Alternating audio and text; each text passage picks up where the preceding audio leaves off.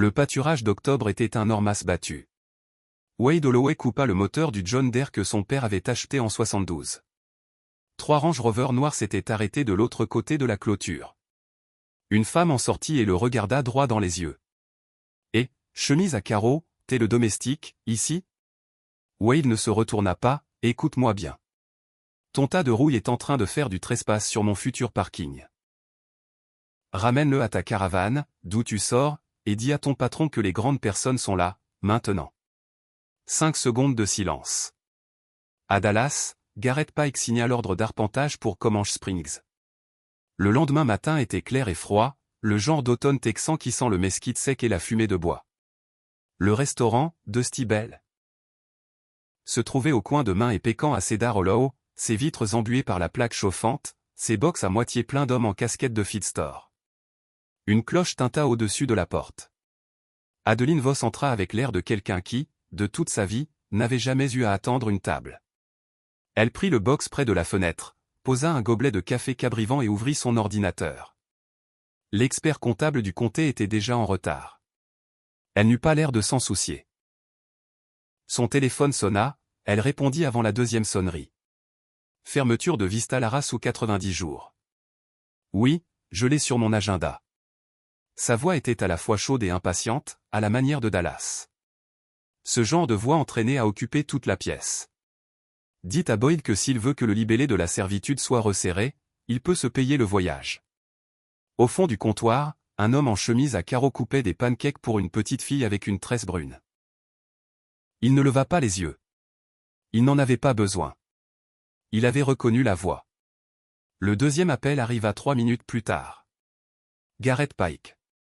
Wade pouvait entendre la voix du Sherman, fuyant faiblement du combiné. Douce et soyeuse. La parcelle voisine est importante, Adeline. Parle au récalcitrant. Charmez-le s'il le faut. Offre 8 chiffres si ça nous permet d'avancer. Il nous faut cette servitude sur l'eau propre avant l'obtention de la note obligataire. Adeline leva les yeux au ciel à l'adresse de son propre café. Garrett, c'est un plouc avec un tracteur. Il signera pour 2 millions et une poignée de main. Je l'aurai sur ton bureau pour vendredi. Ivy leva les yeux de ses pancakes. Papa, pourquoi cette dame parle si fort? Wade garda les yeux sur l'assiette.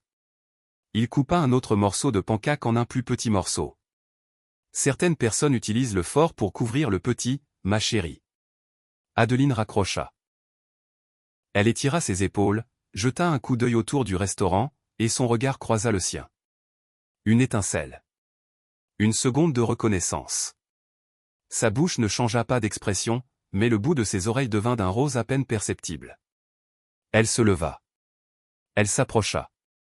Elle s'arrêta à côté de son box comme si elle avait simplement décidé de le faire. Monsieur. Wade n'offrit pas son nom. Il prit une gorgée de café et la regarda par-dessus le bord de la tasse. Adeline adopta son sourire professionnel, celui pour lequel elle avait payé un coach à Dallas $8 000. J'aimerais discuter de votre limite de propriété à un moment donné. Ça vous arrange? Wade posa sa tasse. La limite de propriété est là depuis 1887, madame. Elle n'a pas bougé. Elle posa une carte sur la table. Crème épaisse, encre bleu foncé, pas de graphisme. Elle sortit sans se retourner. Ivy attrapa la carte, la retourna, la plissa les yeux comme si elle pouvait en apprendre quelque chose du mauvais côté.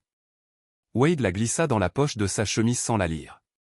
Cette nuit-là, il se tenait sur le porche en cèdre de la Maison Blanche, regardant les phares de l'arpenteur balayer lentement le pâturage au-delà du ruisseau. Une seule lumière du côté de Vista Lara, puis 2, puis 4. Le lendemain matin à 8 heures, Marisol Reyes décrocha son téléphone de bureau dans son cabinet d'avocat de 2 pièces au-dessus de la quincaillerie de Cedar Hollow. Adeline était en ligne, déjà en pleine phrase. J'ai besoin d'une liste des propriétaires récalcitrants adjacents à Vista Larga. Tous ceux dont la signature pourrait être nécessaire pour un ajustement de servitude. Je la veux dans l'heure. Marisol attrapa son bloc-notes d'une main et son café de l'autre. Elle donna 3 noms. Elle parla lentement, pour chacun d'eux. Aucun n'était Wade Holloway. Et la parcelle à l'est de Vista Lara, insista Adeline. Celle avec la vieille maison blanche et le John Deere. J'ai conduit devant hier. À qui est-elle? Marisol posa son café. Cette parcelle est une propriété privée. Le propriétaire ne prend pas de rendez-vous. Elle raccrocha avant qu'Adeline n'ait pu insister. Puis elle resta assise à son bureau pendant une minute entière, à fixer le mur. Ensuite, elle ouvrit le tiroir du bas de son classeur. À l'intérieur, derrière une rangée de dossiers manille ordinaires, se trouvait un classeur en cuir, Hartley Cattle Company, l'historique des actes 1887 présents. Elle posa sa main à plat sur la couverture. Elle ne l'ouvrit pas. Elle retira sa main. 3 miles à l'est, derrière les tables à chevaux. Wade monta les escaliers en bois jusqu'à un grenier qu'il avait construit lui-même au printemps suivant la mort d'Eleanor. Les murs étaient garnis de ce qui ressemblait, à première vue, aux souvenirs normaux d'un ranch. Ils ne l'étaient pas. Un diplôme de licence encadré en économie agricole de Texas A&M, liste du doyen, une photographie noir et blanc de son arrière-grand-père recevant un acte d'un commis du General Land Office du Texas en 1887, et une étude hydrologique récente, codée par couleur par zone aquifère, avec Comanche Springs marqué en son centre. La ligne bleue de l'écoulement courait vers l'est à travers les terres de Hartley Cattle Company avant d'atteindre quoi que ce soit d'autre. Les 14 000 acres de Vista Lara dépendaient d'une eau qui ne pouvait pas être légalement déplacée sans sa signature. Sans le nom de Wade sur une seule page, pas une seule goutte ne franchissait la clôture. Il prit le téléphone et appela Marchetti et Boyd à Austin. Théo, extrayez les dossiers de servitude. Chaque page que Voss Meridian a déposée concernant l'affaire Vista Lara au cours des 6 derniers mois. Aujourd'hui. Cet après-midi-là, Adeline remonta la longue allée de gravier de Hartley dans sa Range Rover. Elle apportait une bouteille de Cabernet Napa qui lui avait coûté $400 dans une cave à vin de Dallas, et elle la portait à 2 mains. Wade l'accueillit sur le porche. Il prit la bouteille, la posa sur le comptoir de la cuisine, puis lui servit un verre d'eau de pluie fraîche du pichet dans le réfrigérateur. Cette eau est plus vieille que le vin, madame. Goûtez d'abord. Elle but. Son visage changea. Claire, légèrement minérale, douce sur l'arrière de la langue. D'où vient-elle? Comanche Springs. À 3 miles par là. Ça coule depuis avant que l'État du Texas n'existe. Une porte grinça. Ivy entra, tenant biscuit, la vieille jument Palomino, par le licol. Elle s'arrêta en voyant la femme dans la cuisine. Adeline, qui de sa vie ne s'était jamais agenouillée devant un enfant, posa son verre et se baissa sur un genou. « Salut, je suis Adeline. Qui est ton amie? Voici biscuit. Elle est vieille. Moi aussi. Parfois. » Wade regardait. Il ne parlait pas. Quand Adeline partit, elle s'arrêta à la portière ouverte de la Range Rover. « Monsieur Holloway, que faudrait-il pour que vous signiez une servitude pour savoir ce que vous faites de l'eau? » Il rentra à l'intérieur. La porte se ferma. Cette nuit-là, le dossier d'Austin arriva par coursier dans une chemise accordéon scellée. Wade le monta au grenier et tourna les pages lentement, une à une, jusqu'à atteindre celle que Théo avait marquée d'un onglet jaune. Une note interne scannée datée du 14 septembre. La signature en bas était celle de Garrett Pike. Le sujet était la dérivation planifiée du débit de Comanche Springs vers un contrat d'eau métropolitain d'Austin, un contrat qui, à la 3e page, valait $400 millions sur 15 ans et assécherait la source en moins de 7 ans. Wade replia la note. Il regarda l'horloge au mur. Il parla doucement, pour personne. Eleanor aurait brûlé cet endroit avant de le lui laisser. À 6 heures du matin, les arpenteurs traversèrent la clôture. Wade était déjà debout. Il était levé depuis 4h30, comme il l'avait été depuis la mort d'Eleanor, assis sur le porche avec une tasse de café noir, tandis que le ciel derrière les chênes verts passait du gris charbon aux pêches. Il vit le premier drapeau blanc planté de son côté de la limite de propriété. Puis le second. Il posa son café. Il sortit calme et tranquille, ses bottes soulevant de petites bouffées de poussière de caliche. Il s'arrêta à 20 pieds du chef d'équipe. « Messieurs, vous êtes sur la terre de Hartley. Je vais avoir besoin que vous fassiez vos bagages et que vous repassiez de l'autre côté de cette clôture. » Le chef d'équipe appela Adeline. Elle arriva 20 minutes plus tard, exactement. Blazer sur une chemise en soie, nouvelle botte de cow-boy qui n'avait pas encore épousé la forme de son pied. « Monsieur Holloway, mon équipe a l'autorisation du vendeur de Vista Larga. Si votre ligne de clôture est contestée, je vous suggère de voir cela avec le comté. Wade ne dit rien pendant un temps. Puis il sortit son téléphone et composa. Sheriff Bender, c'est Wade Holloway. J'ai 6 hommes sur ma propriété, et j'apprécierais un adjoint quand vous aurez le temps. Le shérif Tom Bender arriva 12 minutes plus tard dans une voiture de comté couleur de boue séchée. Il sortit, ajusta son chapeau et passa devant Adeline sans un regard pour aller se planter devant Wade. « Bonjour, monsieur Holloway. Qu'est-ce qu'on a ?» Adeline nota le « monsieur ». Elle le classa. Le shérif se tourna vers les arpenteurs. Il n'éleva pas la voix. Il n'en eut pas besoin. En moins de 10 minutes, l'équipe avait retiré ses drapeaux, chargé son équipement dans 2 pick-up et regagné l'autre côté de la clôture sur Vista Lara. Adeline se tenait au milieu de la terre battue, dans un blazer qui soudain ressemblait à la mauvaise armure pour le pays sur lequel elle se tenait. Après leur départ, elle ne remonta pas dans sa voiture. Elle s'approcha de la clôture. Elle posa ses 2 mains à plat sur la barre supérieure. Wade la rejoignit. Lentement. « Pourquoi le shérif vous appelle-t-il monsieur ? » « Parce que sa mère était ma maîtresse en CE2. C'est comme ça que ça fonctionne, ici. » Adeline ne répondit pas. Depuis le porche, Ivy lui fit un signe de la main ou une petite main, un petit sourire. Adeline lui rendit son signe avant même d'y penser. Elle rentra au motel de Cedar Hollow en silence. Dans la chambre 12, elle ouvrit son ordinateur et pour la première fois, elle saisit elle-même les mots dans la base de données du comté. Hartley Cattle Company, comté de Mesa Blanca. Superficie, 14 237 acres. Dernière évaluation, 118 400 000 $. Propriétaire unique, Wade Holloway. Elle lut l'écran 3 fois. Les mots du premier après-midi, futur parking, se répétèrent dans sa propre voix, dans sa propre tête, et elle n'aima pas le son qu'il faisait. Son téléphone sonna. Garrett Pike. Elle le laissa faire. Elle le laissa sonner. Elle tourna le téléphone face contre terre sur le couvre-lit. Ce même soir, Marisol monta la longue route de gravier jusqu'à Hartley avec le classeur en cuir sous le bras. Elle et Wade s'assirent sur le porche dans la lumière bleutée. Elle posa le classeur sur la table entre eux. Wade. Pike a déjà déposé des papiers via une entité écran pour revendiquer une servitude contraire sur le chenal d'écoulement. Il ne va pas te demander gentiment. Il va essayer de le prendre par les tribunaux et par la législature. Wade servit 2 doigts de whisky dans chacun des 2 verres. Il ne dit rien. Et il tient quelque chose sur mon fils, dit Marisol. Daniel vient d'être nommé associé dans un cabinet à Dallas. Pike siège à leur conseil consultatif. Je ne peux pas être ton avocate au dossier, Wade. Je suis désolé. Wade hocha une fois la tête. T'as pas besoin de l'être. T'avais juste besoin de venir me le dire. Ça suffit. 3 jours plus tard, Adeline revint à Hartley pour la 3e fois. Elle n'apporta pas de bouteille. Elle n'apporta ni contraplié, ni tablette, ni assistante.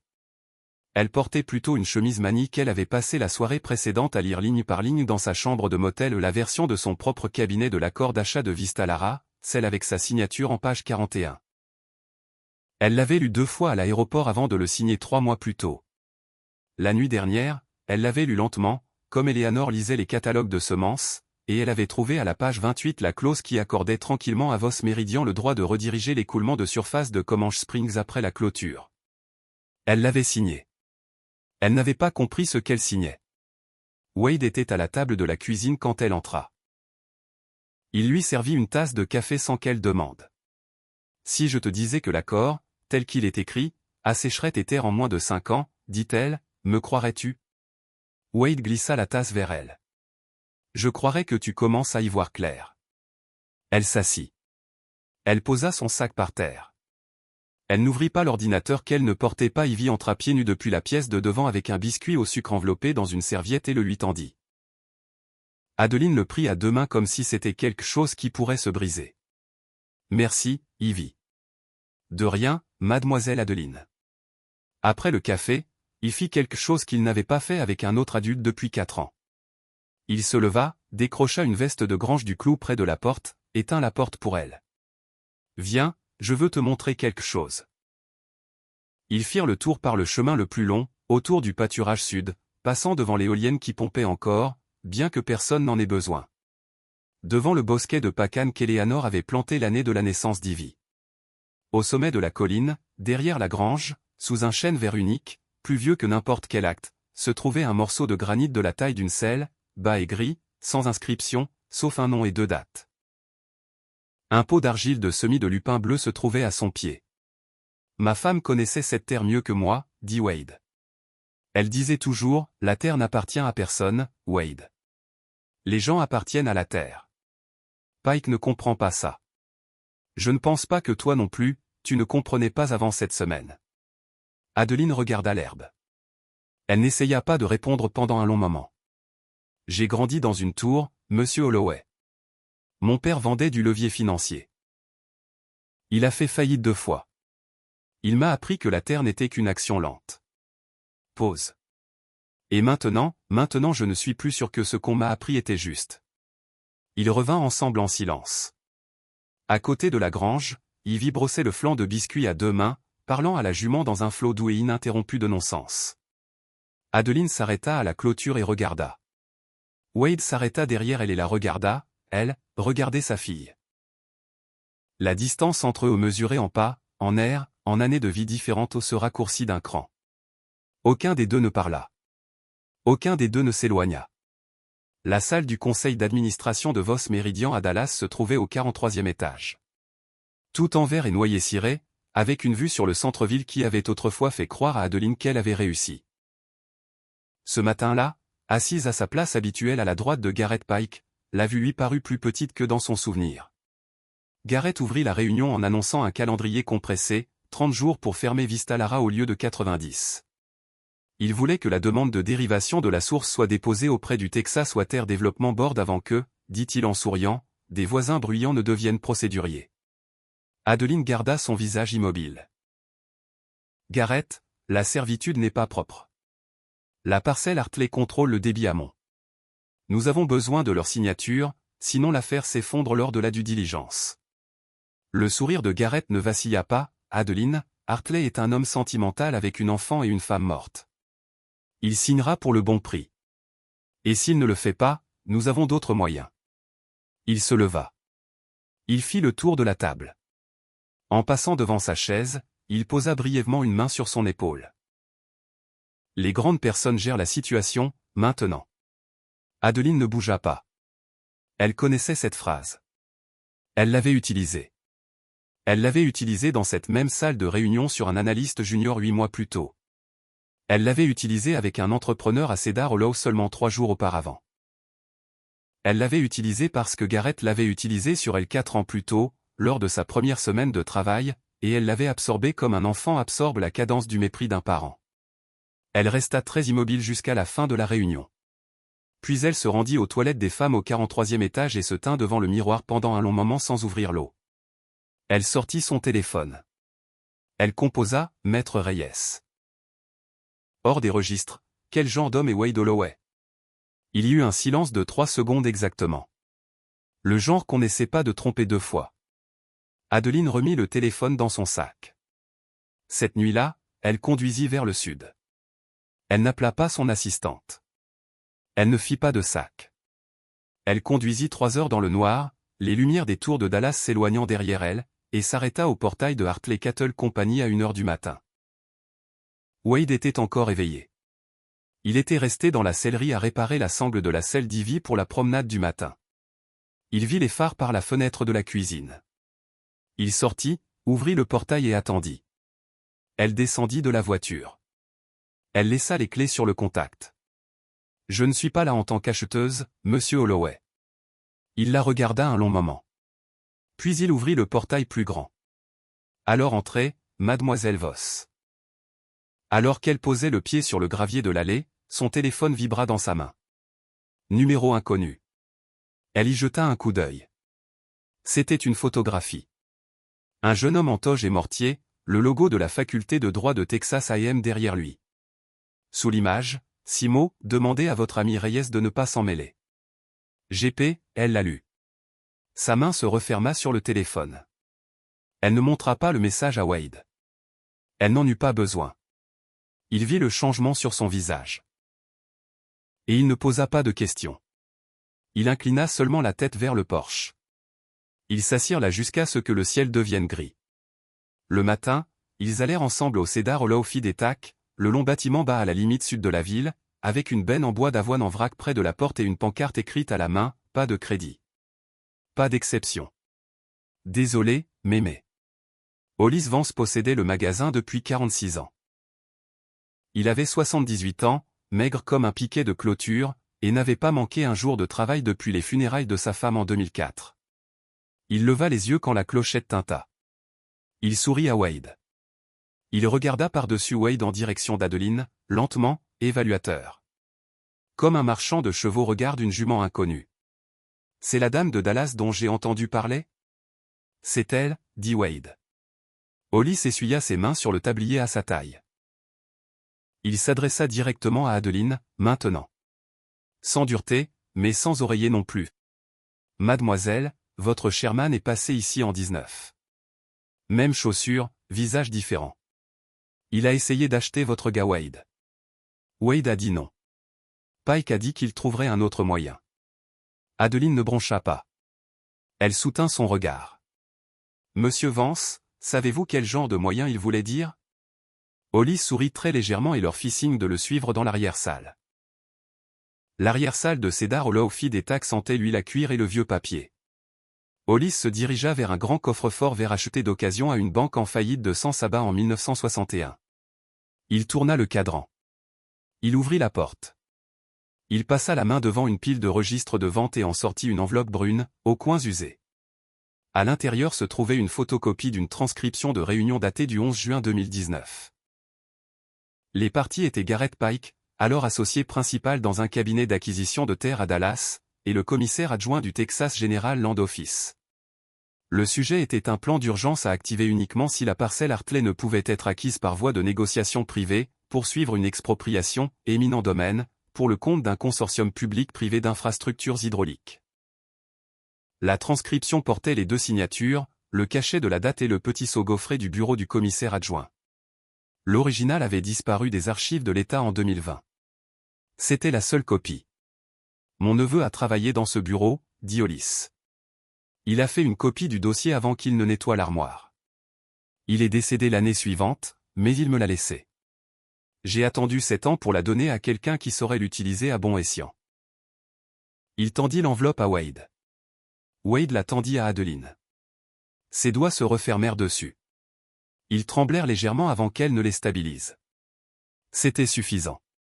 Avec le témoignage d'Adeline comme corroboration, c'était suffisant pour annuler l'achat de Vista Lara, dissoudre Garrett Pike du conseil d'administration et ouvrir une enquête fédérale pour conspiration qui durerait des années.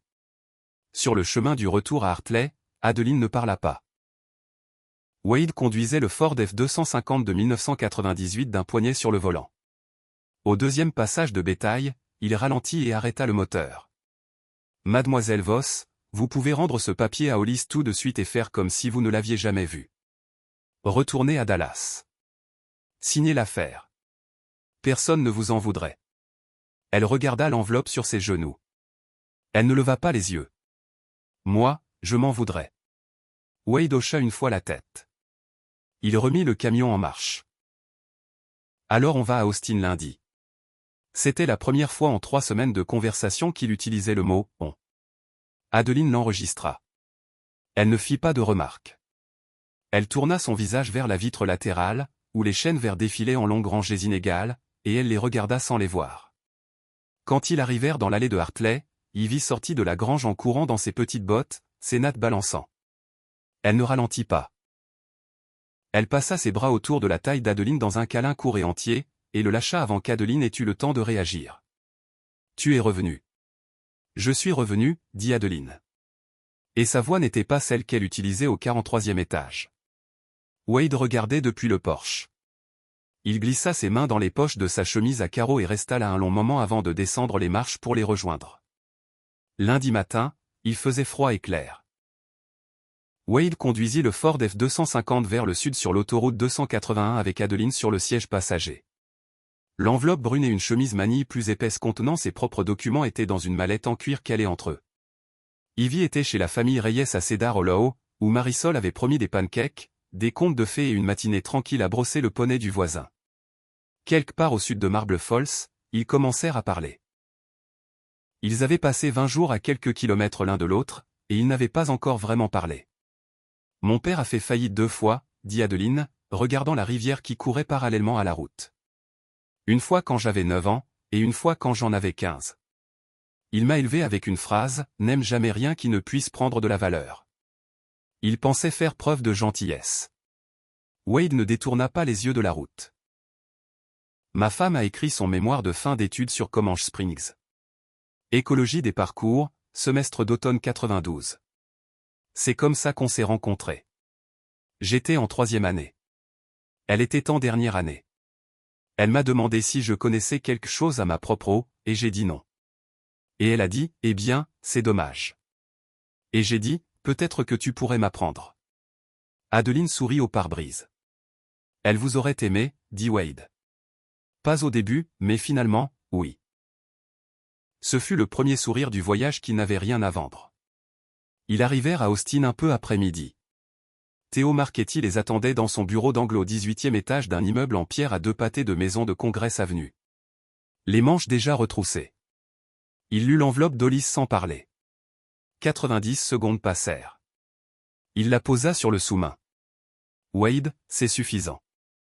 C'est plus que suffisant. On dépose mercredi. Adeline s'éclaircit la gorge. Maître Marchetti, si je démissionne volontairement de Voss Meridian et que je remets des documents internes en tant que témoin collaborateur, peut-on déposer mardi matin? Theo regarda Wade. Wade regarda Adeline. Adeline regarda la bibliothèque derrière la tête de Theo et ne détourna pas le regard. Mardi matin, dit Theo. Cette nuit-là, ils prirent des chambres séparées au 8e étage d'un hôtel sur West City Street. À 22 heures, Wade frappa à la porte de la chambre 812. Quand Adeline ouvrit, il tendit une bouteille en verre d'eau, une bouteille verte d'un quart, bouchée à la main. De la condensation à l'extérieur. Ça aide à dormir. Eleanor le jurait. Elle la prit. Elle la tint à 2 mains. Pourquoi faites-vous tout cela avec moi, Wade? Vous auriez pu le faire sans moi. Wade réfléchit. Parce que vous avez fait demi-tour. La plupart des gens ne le font pas, il ferma la porte. Elle resta au milieu de la pièce avec la bouteille entre les mains pendant près d'1 minute. Puis elle servit un verre. Elle le but lentement, assise sur le bord du lit, et elle ne vérifia pas son téléphone, et n'ouvrit pas son ordinateur. Quand le verre fut vide, elle s'allongea sur le couvre-lit, entièrement habillée, et dormit pour la première fois depuis 3 nuits. À Dallas, Garrett Pike était sur son 4e appel vers son téléphone. Aucun ne fut répondu. Il se tourna vers le directeur de la sécurité au bout du fil. Trouvez-la. À 7 heures mardi matin, Adeline frappa à la porte de la chambre 810. Elle portait le même blazer que la veille. Elle tenait la bouteille d'eau vide par le goulot. Je suis prête. Le bureau du greffier du tribunal civil du comté de Trévis s'ouvrit à 9 heures. Theo Marchetti fut le premier avocat à passer la porte. Il déposa 3 documents simultanément.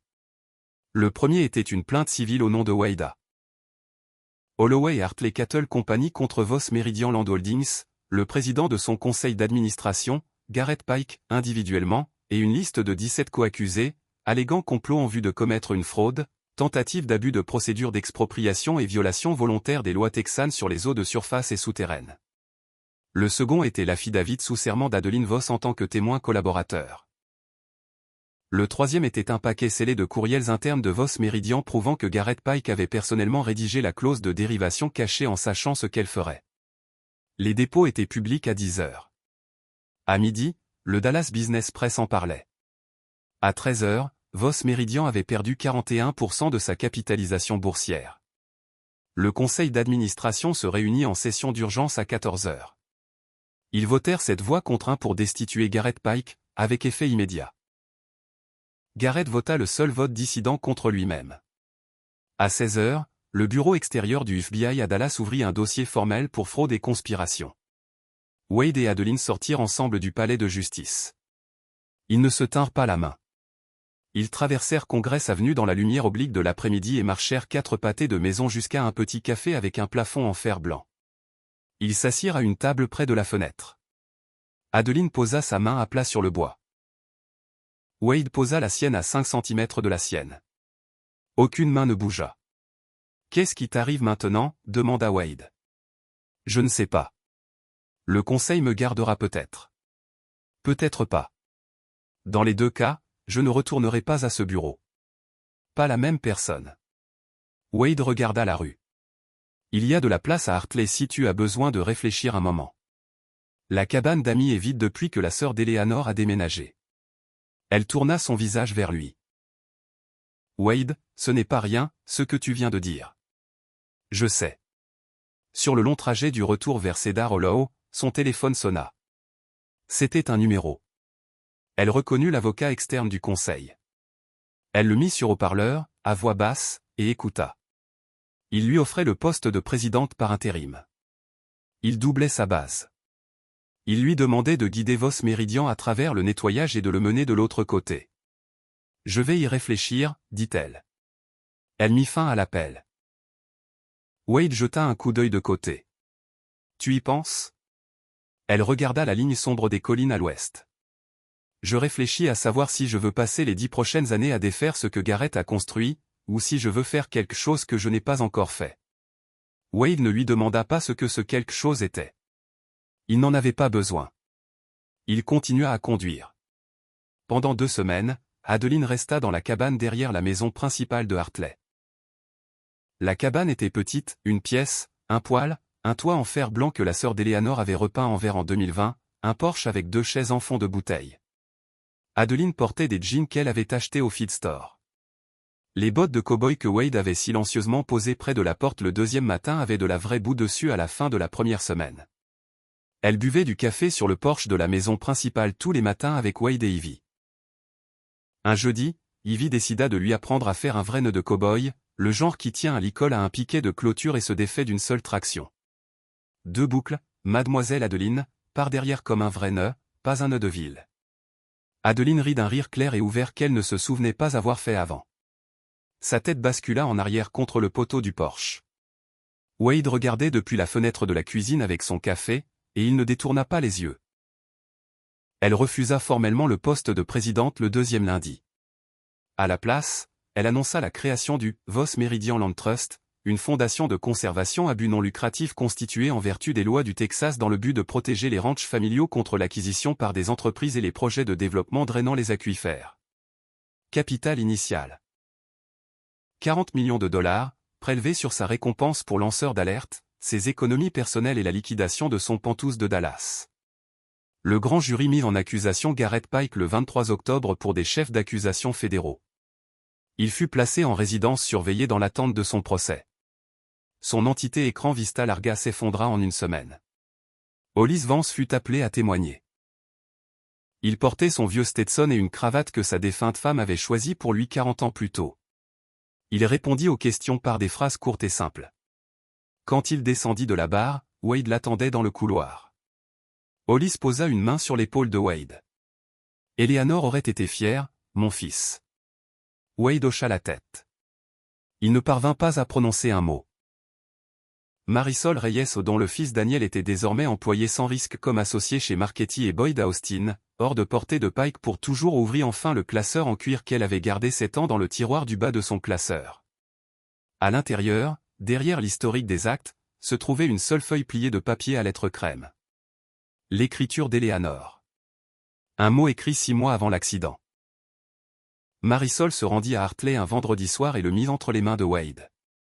Il s'assit à la table de la cuisine pour le lire. Il y avait une phrase qu'il n'avait jamais vue. Si je ne suis plus là, Wade, trouve quelqu'un qui peut se tenir sur cette terre sans essayer de la posséder. Wade la lut 2 fois. Il la plia. Il la mit dans la poche de sa chemise à carreaux. Il sortit sur le porche. Adeline était assise sur la marche la plus haute avec Ivy à côté d'elle, lui apprenant à trouver les premières étoiles de décembre. À la première semaine de décembre, Vista Lara fut acquise par le Voss Meridian Land Trust pour 89 millions de dollars, bien en dessous du prix de vente que Garrett avait un jour poursuivi, mais suffisant pour satisfaire le billet à ordre du vendeur et le prêteur. La terre fut placée sous une servitude de conservation perpétuelle. Comanche Springs reçut une désignation protectrice au niveau de l'État. Aucune dérivation ne serait jamais forée. Le contrat d'eau métropolitain d'Austin fut réaffecté à un projet de dessalement sur la côte, où il aurait dû être depuis le début. Adeline quitta la cabane de cèdre la deuxième semaine de décembre pour une petite maison louée à l'extrémité sud de Cedar Hollow, près de Hartley, mais pas sur Hartley. La maison avait une porte jaune et un porche orienté à l'est, et elle l'aimait. Elle n'était pas encore prête pour ce qui se trouvait entre la cabane et la maison principale. Wade comprit. Il ne demanda rien. Quand elle venait dîner le mercredi, il posait simplement une troisième assiette. Un après-midi clair, quelques jours avant Noël, Wade longea la limite de propriété entre Hartley et Vista Lara avec une bobine de nouveau fil de fer sur l'épaule et un enfonce piqué à la main. Le ciel était de ce bleu haut et froid qui n'existe qu'au Texas en décembre. C'était le même tronçon de clôture où Adeline s'était tenue 3 mois plus tôt, avec ses talons de ville et son blazer sur mesure, et avait appelé son pâturage son « futur parking ». Elle descendit la route de terre à pied dans ses bottes, portant 2 gobelets en papier de café du Dusty Bell. Elle lui entendit un. Ils travaillèrent sans parler pendant près d'1 heure. Elle tenait le fil tendu contre les piquets de cèdre pendant qu'il les enfonçait plus profondément dans le caliche. Ses mains avaient des callosités, petites, sur la partie charnue de ses pouces, à cause du travail des 2 dernières semaines. Quand le dernier piquet fut en place, ils se redressèrent ensemble et regardèrent vers l'ouest, à travers le pâturage, vers la colline où Comanche Springs coulait, froide et claire, plus vieille que l'État du Texas. « Wade, dit-elle. Je ne sais pas encore ce que c'est. » Il posa l'enfonce-piquet. Il la regarda un long moment.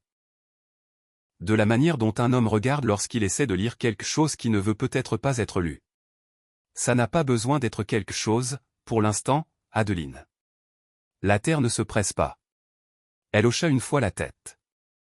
Elle ne détourna pas le regard. Un petit bruit de bottes précipitées s'éleva derrière eux. Ivy arrivait, tenant biscuit par le licol, ses nattes balançant, ses joues roses de froid. Elle marcha droit entre eux, glissa sa main droite dans la main gauche d'Adeline, sa main gauche dans la main droite de Wade, et les tourna doucement tous les 3 face à la source. L'eau bougeait encore. Elle avait toujours bougé. Elle continuerait à bouger longtemps après eux 3, longtemps après la clôture, longtemps après le fil de fer, et longtemps après tous les noms que l'on pourrait écrire sur quelque acte que ce soit. Wade sentit les petits doigts de sa fille serrés autour des siens. Il sentit de l'autre côté d'Ivy la femme qui s'était tenue sur cette même ligne en septembre et avait essayé de la lui prendre, désormais debout sur cette ligne avec lui, dans les mêmes bottes, dans le même froid, regardant la même eau. Il ne lâcha pas prise. Adeline non plus. Certaines clôtures marquent où la terre finit. D'autres marquent où elle commence.